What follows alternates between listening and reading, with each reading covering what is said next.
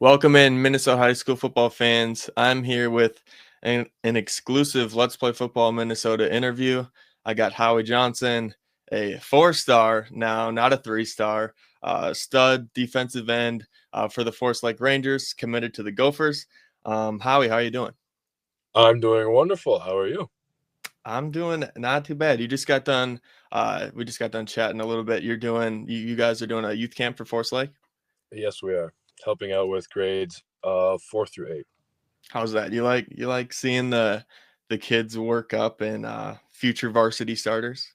Oh, it's amazing. I love getting the opportunity to help kids grow in their game and become better football players. I mean, yes, in defensive line, but also as a whole. Yeah, right. That's cool. That's cool to see the impact you guys are having. Um, Starting off here, I know you do a lot of interviews and a lot of publicity stuff. I want to do something a little. I want to challenge you a little bit. So I'm going to take you back, way back to day one on this universe when you were born. You're going to kind of go through your childhood and kind of give the fans, community, coaches just a little insight into what your childhood was like growing up. And I don't want you to use the word football in this. All right. All right. Challenge accepted. So, way back, January 15th, I was born, 2008. That sounded really dumb. January Anyway, birthdays, let's go. January birthday. Yes. Growing up, I had at the time it was my mother, my eldest brother Gunner, and then my second eldest brother Gus. Gunner is turning 20 now, and Gus is turning 19. And then later on, I had my little sister Ryan. She's 14 currently, but anywho, growing up, it was just us really for a while. Eventually, my stepdad came into play. But it was I had a crazy childhood. We were always like running around places, doing like normal kid stuff, like I don't know, going outside, playing at the park, getting the opportunity to play sports. Uh, Right. and Tricky. um, I wasn't always looked at as like the biggest kid or like the guy. Well, not really the guy. I wasn't always looked at as like, holy crap, watch out for him. Like I wanted to be everybody's friend. I was always hanging out with people. I always wanted to be hanging out with somebody because like bouncing around with friends is always something fun to do. Right. I didn't have like a super crazy childhood. It was pretty basic stuff, like again going around to the park or hanging out with friends or like going on vacations up to the cabin. So that it wasn't nothing like super out of the ordinary. Middle school comes along, and things happen. Nothing really changes. I mean, COVID hits, but whatever, that's behind us. Everyone's got masks on their face. Cool. um but nothing really changes. I just get a little taller, and now I look like a string bean. I'm again just hanging out with friends, having fun, playing sports. I actually played baseball, and I used to wrestle. I was gonna say that was gonna come up eventually because I saw was ninth grade your last year wrestling? Yes, ninth grade was my last year wrestling. I took third at sections at heavyweight, weighing a lot Nice. 15, soaking wet. Let's go talk about your baseball. What was that about? Howie Johnson playing baseball. Oh man. Baseball wasn't really like my thing. So like my family's always been huge baseball fans. So I've played baseball for probably like 5 or 6 years. And unfortunately I never made the top team. So that was kind of dumb. But at the same time, again, baseball just wasn't my thing. Yeah, you So just knew it wasn't your calling. I got you. rock with it. I was mediocre at first base. Um, I hit absolute swamp donkeys when I was up to bat. Kind of toot my own horn right there for a little bit, and I guarantee exaggerating. But other than that, Baseball wasn't crazy. I ended up stopping that after my 8th grade year because I was sick and tired of being on a lower team and absolutely being horrible at it. So then instead, I moved to track and field and increased the weight of the ball and just chucked that. And then they say, here's a dinner plate, throw it as far as possible. So I was like, you know what? This is pretty fun. And then we've been rocking with that ever since. I said goodbye to wrestling because wrestling just wasn't fun. I mean, for those watching, if you know who Mark Rendell is, he was a 220 state champ in wrestling, and getting to wrestle him every single day for 4 years was just not fun. Love the kid to death, but Hey, I bet it made you a better football player, though. It did. I will say wrestling did make me a better football player. It taught me how to use momentum, other people's momentum against them, taught me to be light on feet and how to quickly think. And yeah, I just played those two sports, wrestling and baseball, and I also did track. Totally didn't do I didn't do another sport. That yeah, I just didn't do another sport. Wink, wink, nudge, nudge. Um, and that's really just led up to where I am right now. I got a few close friends. Just really living life. I'm enjoying life with my family. Going up to the cabin again and like just hanging out with my dog and hanging out with my buddies.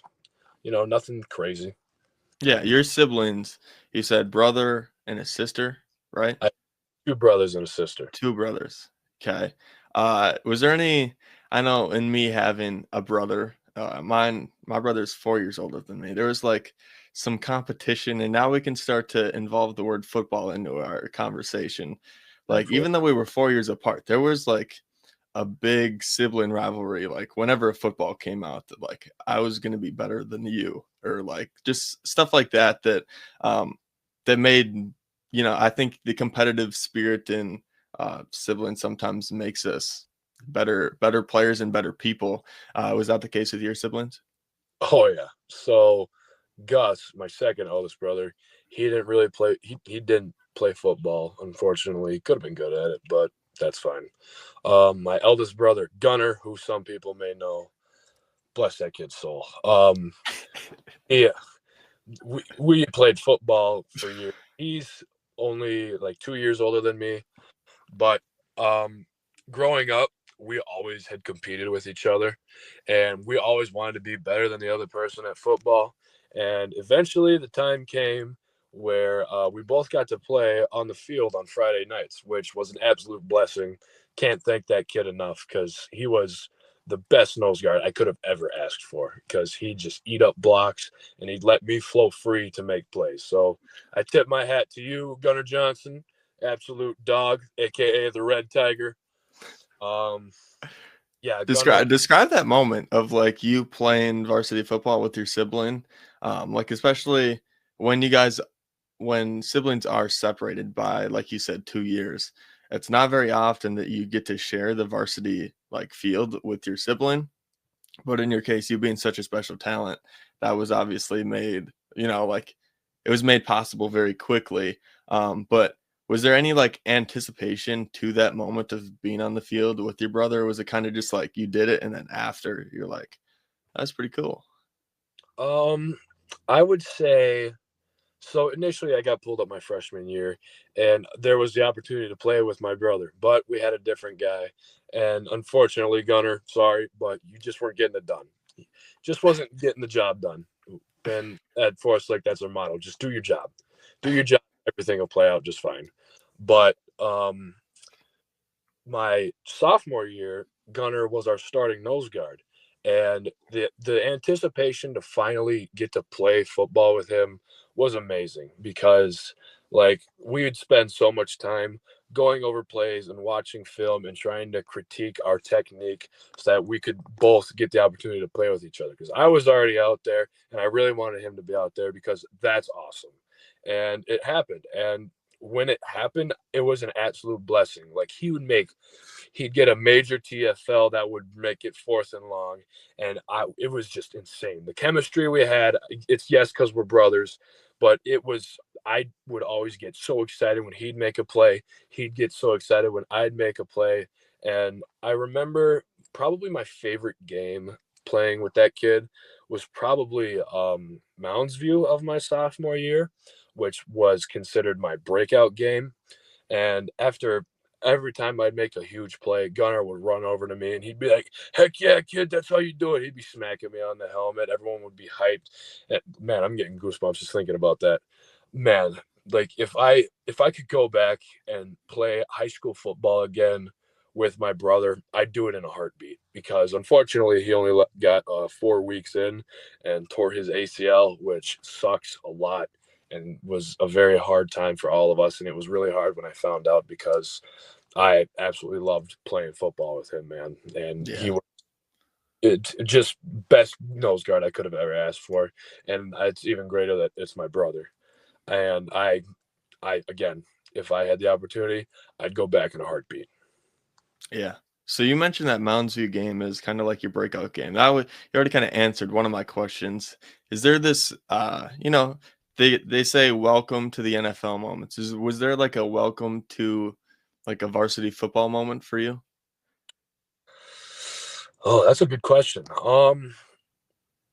I'd say I wouldn't really say that Mountain View was my welcome to varsity football moment. I'd say STMA my freshman year, that was a welcome to varsity football moment. Or Maple Grove my freshman year when we got absolutely spanked. We're not going to talk about that though.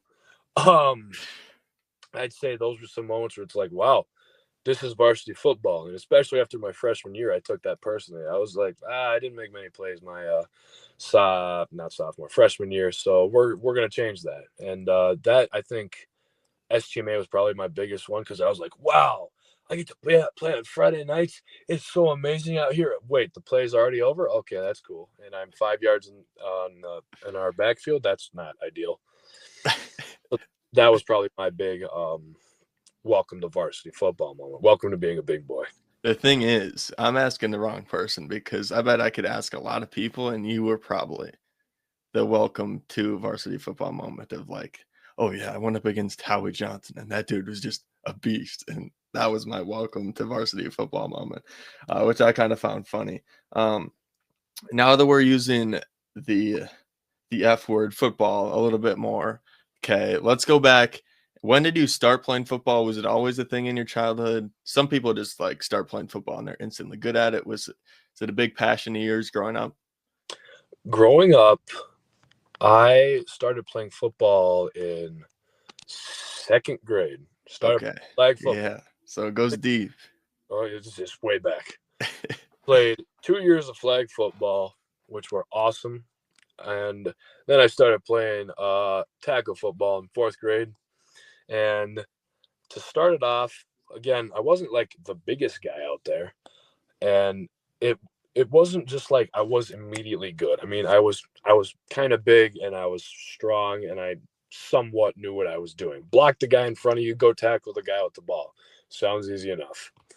Um, it was a huge struggle, to be honest, because I wasn't naturally gifted to it. I was gifted with athletic ability and size, which I thank God for every single day, because if it wasn't for him, I wouldn't be here in the position I am. But it was a struggle. It was a grind, because horrible coordination. I looked like an elephant on ice skates. I couldn't run. I it was bad. It was bad. I looked so uncoordinated. I was what you call a naff. And I was actually talking to my stepdad one day. I'm pretty sure I remember this. I wasn't very fond. I was actually like not going to play football going into fifth grade. I was like, yeah, I don't really like football. I'm not, I just wasn't having fun. Like, it really hurt. And then my teammates and my coaches said, come on, just give it another year. Give it another year. It's fun. So I was like, okay. And then I really had fun. And then the rest is just history with that Interesting. part of it. And I remember talking to my stepdad, and one day he goes, Howie, would you like to play college football? I said, college football, what's that? And he goes, that's that it's like when we watch the Gophers on Saturday morning from the couch, and we're sitting there, that's college football. Would you ever like to play that? Like, you get your school paid for. I said, wow, how much of my school? He says, all of it. I said, oh, I like that idea. Sure, let's play college football. And the rest is history. I basically just sold my soul saying that. From that point on, I was grinding and sweating and bleeding my way, wanting to play college football. I've wanted to play college football for years, and having the opportunity to play college football, biggest blessing I've ever been given. I thank God every day. Yeah, that kind of segues me into a little bit. Um, I kind of wanted to dive into your recruiting story just because I think uh, it gets more unique as time goes on. Just because college football and that whole scene is changing so much as we just like move on into the future. Um, the way I see it, or at least what I have down, is did you go to a Gopher camp? I don't know. It was at 23. Did you go to a Gopher camp and then there was a year and then you went again and they offered you, or was it your first Gopher camp that you got offered?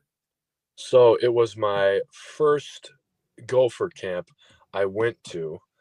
Um, and sorry, I didn't get offered my first Gopher camp. Going into my sophomore year, I was like, let's go to a Gopher camp because that's how you get recruited. After talking with Bisco, we came up with some camps. I went to Minnesota.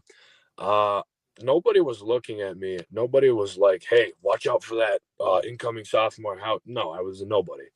And I remember walking in, and Nick Lee found me. He goes, no, wait, it wasn't Nick Lee. It was John Shakel. We call him Shakes. Shakes found me, and he goes, hey, Howie, great to have you here. Hope you ball out today. I said, thank you. Went and did camp. Nothing crazy. And then after that, I was walking out. Nobody had talked to me. Again, no one knew who I was. And Shakes pulled me aside. He goes, hey, Howie, thanks for coming out to camp today. We're going to keep an eye over you on you the next few years. And I was like, oh, I might have the opportunity. This could be real. It's a good thing. Yeah. So time passes. Sophomore year comes and goes. Breakout season. I am going to, it's like June 15th. It's the night, it's the day that we are able to be offered, right? And I am at my cabin. I'm playing Uno Flip with my family, right? And then I get a call from the D-line coach at the Gophers. At the time, it was Coach Debo. And he goes, hey, Howie, how you doing? I said, I'm doing great, Coach. How are you? I'm doing great. Listen, man, I'm going to cut to the chase. What's your camp schedule look like? And that Tuesday, I was going to go to Michigan State.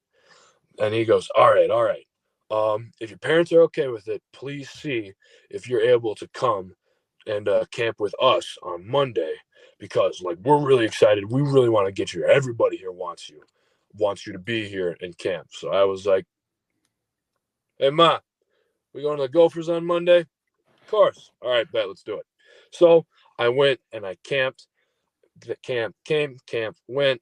Long story That was a short, year later. that was a year later. Yes, that was going into my junior year. Gotcha. Camp came and went, and I got pulled up into PJ's office after some talking with my family. I told Coach PJ, I'm in, Coach. Let's get it done. And from that point on, I've been a Gopher.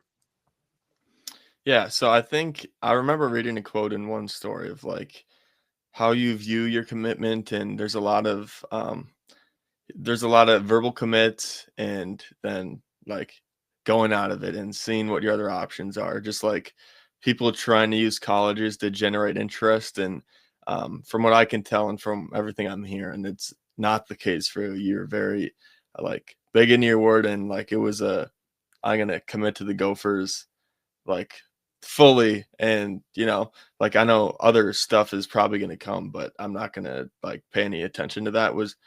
Is that uh where did that, because our thoughts have to come from somewhere. Is there like a diagnosis where you can get that thought of like where that was instilled in you? It was really given to me by my mother. I've lived by this my whole life. If you say one thing but do another thing, and then what is your word? Your word has to mean something. Your word has to have worth. It has to hold water. If you say you're committed to a college, then that means you're committed to a college. That doesn't mean you say you're committed to a college, but I'm going to go check out these 4 other colleges and see what they have to offer. No, when you say you're committed, that means you're committed. That means you stay. That means you hold yourself accountable and stick to your word. Because if you don't stick to your word, then what's it worth? In my Right. opinion, that it means nothing. If you say one thing, then do that one thing. Don't go off and do another. What drew you to the Gophers specifically? Because it wasn't it like an offer and you were ready basically to commit very like soon after. What was it that like made you sure that there wasn't like a whole lot of thought, or you wanted to see if you got some offers from any other schools before you committed? What was it that kind of made you spring on it? There's multiple things. One of them, a big reason was there's multiple big reasons. It's very close to home. It's about half hour from where I live. Yep. It's very nice. I don't have to change colors. Rangers are maroon and gold. Minnesota's maroon and gold. That's pretty dope. Um, the fact that PJ Fleck, he's gonna make you a better football player, but he's also going to make you a better man. He's going to make you a better friend, boyfriend, husband, father, um, son, coworker, peer, you name it. It's not just a football program; it's a life program, and it says a lot about his about what he does down there at the U, because PJ is not just. He doesn't just see you as a football player or somebody who can perform on the field. He sees you as a person. He sees you as you. Cool. Yeah, I like that. That was one of my big questions I had. Um, I think, are these updated? A 4.740, a 4.3 shuttle, 30-inch vert, 285 bent. You've been putting out some mean weightlifting videos on your Twitter. I don't know what you're up to, or Did you update us on how the take PRs are going in there. 285 bench? Yeah. We're up a little more than that right now. Okay. 4.740. That was back when I was 220 pounds, also known as lean, which is not exactly the same case anymore. I run about like a 4.8 now. I was gonna say, yeah. Okay. I run a 4.8 because I got a little bit thicker in the midsection. Well, you're Uh, gonna need to. right. I have a 31-inch vert. Um, I have a 4.1 shuttle, 4.12. I have a 315-pound bench press for 2 reps. Almost got it for 3, but I didn't because I'm a sissy. I've done 225 for 15, which that wasn't posted anywhere because I was hanging out with Roman Voss and Andrew Trout when I did that, and we didn't have any videos, but that's cool anyway. Squat is 515. Hang clean is 295.